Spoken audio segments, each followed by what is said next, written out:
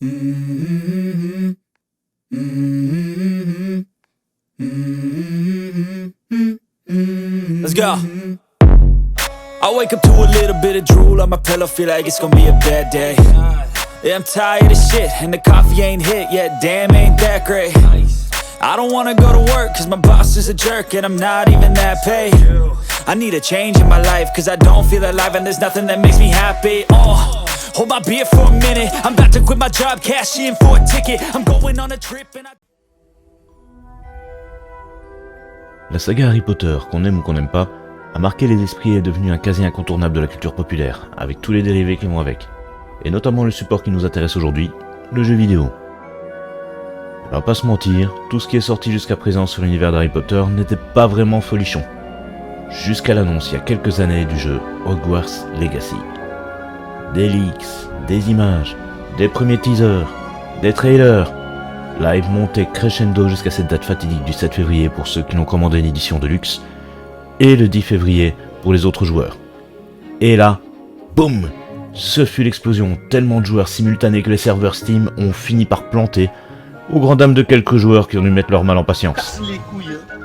Mais on y était enfin, et je dirais même plus, on y est toujours. Et pour longtemps. Alors, qu'est-ce qu'Hogwarts Legacy nous réserve ? Ouvrons ensemble les portes de Poudlard et explorons-en les recoins. Manette en main, on commence par la création de notre personnage. Pratiquement tout est personnalisable, les traits du visage, la couleur de peau, les yeux, les cheveux, des détails comme les cicatrices, les taches de rousseur, les grains de beauté et le timbre de voix. Le tout en utilisant un système relativement simple et surtout très complet comparé à pas mal de jeux, ce qui est suffisamment rare pour mériter d'être souligné.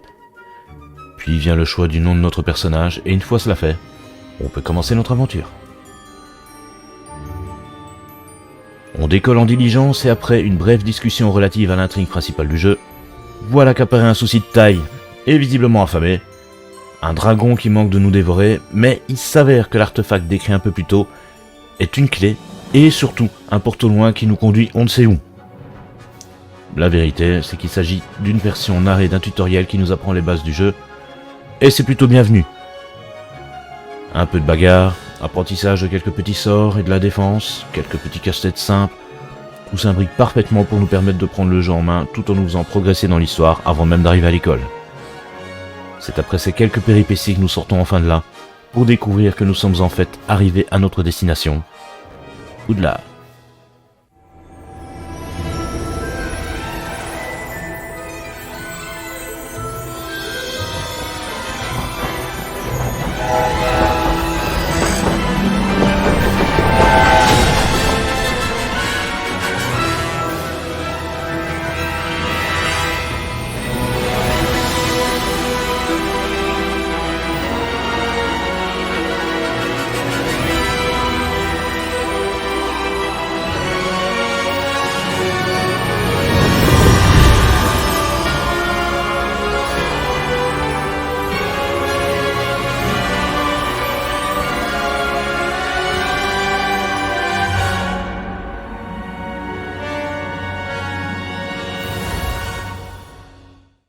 C'est là qu'un rêve de gamin pour certains d'entre nous devient une réalité virtuelle.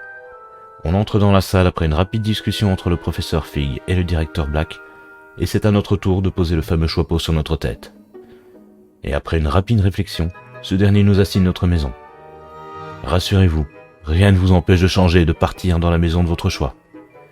Et à partir de là, direction la salle commune de votre maison.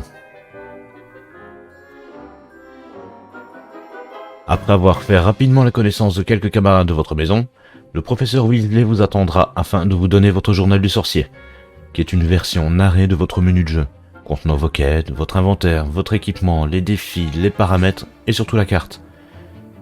Un détail que j'aime particulièrement est que justement le jeu se débrouille pour entrer chaque paramètre de gameplay de la façon la plus immersive possible. Et en parlant d'immersion, si je dois énoncer un premier gros point fort au jeu, hors graphisme et bande-son, mais ça on y reviendra plus tard, c'est justement l'immersion. Elle est totale. Même après plus de 40 heures de jeu, c'est pas rare que je me balade dans les couloirs de Poudlard, ou faire un tour sur mon balai, voir à dos d'hippogriffe, juste parce que l'univers me plaît et qu'on s'y sent bien. On sent une réelle volonté des développeurs de nous immerger dans l'univers des sorciers, et c'est un pari gagné haut la main accompagné d'un gameplay également aux petits oignons. Le gameplay, justement, parlons-en.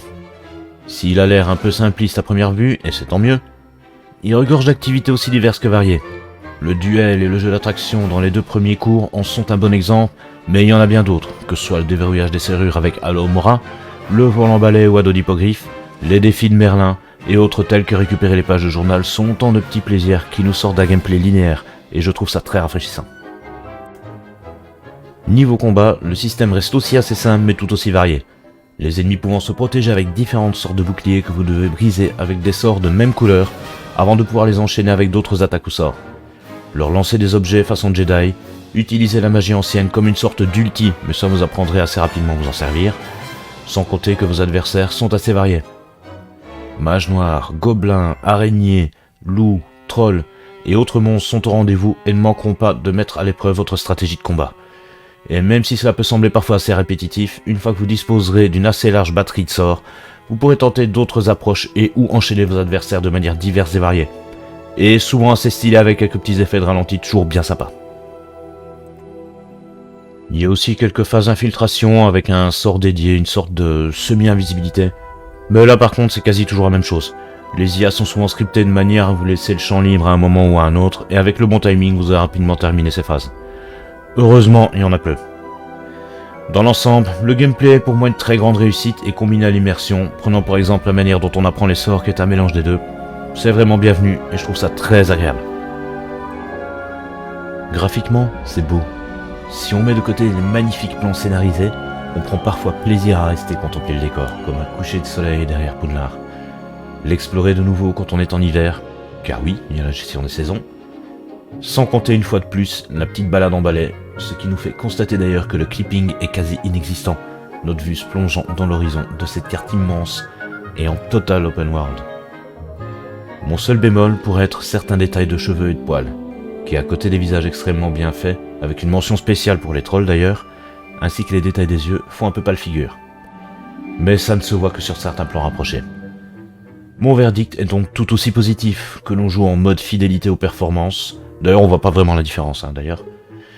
C'est beau, c'est fluide, les temps de chargement sont rares et peu longs, c'est du travail propre. Donc moi je dis GG les devs. Passons maintenant sur la musique et là, je pense qu'on sera certainement tous unanimes, enfin du moins tous ceux qui ont joué. Elle est digne des musiques de films. Je compte pas le nombre de fois elle m'a transporté, respectant les thèmes d'origine tout en les modifiant subtilement, ajoutant un point important à l'immersion déjà énorme. On se croirait dans un film, et même les passages les plus humoristiques sont magnifiquement bien appuyés. Ceux qui ont déjà fait le passage avec le Pony Nectar comprendront ce que je veux dire, et ça m'arrive d'écouter l'OST du jeu régulièrement. Et en tant qu'amoureux de musique de film, je vous confirme que c'est du caviar. Donc si vous avez l'occasion de pouvoir l'écouter à côté, allez-y. On en arrive donc déjà à la conclusion, même si en vrai, on pourrait en parler des heures de jeu. Tellement il est long, riche, généreux, jouissif. Je compte même plus le nombre de passages qui m'ont fait sourire, avec une mention spéciale pour la rencontre avec l'hippogriffe. Mais si vous avez encore un doute sur l'achat d'Hogwarts Legacy, vous pouvez être rassuré, c'est un excellent investissement. Et si j'en ai pas trop dit autant sur le gameplay, que sur l'histoire, que sur le jeu lui-même, c'est parce que c'est mieux que vous le découvriez par vous-même. Donc dites-moi dans les commentaires si vous y jouez aussi ou non, si vous avez aimé, si vous êtes d'accord ou non avec cet avis. Quant à moi, je vous retrouve très vite pour de nouvelles aventures. C'était Micalouche pour VDK TV, et je vous dis à très bientôt.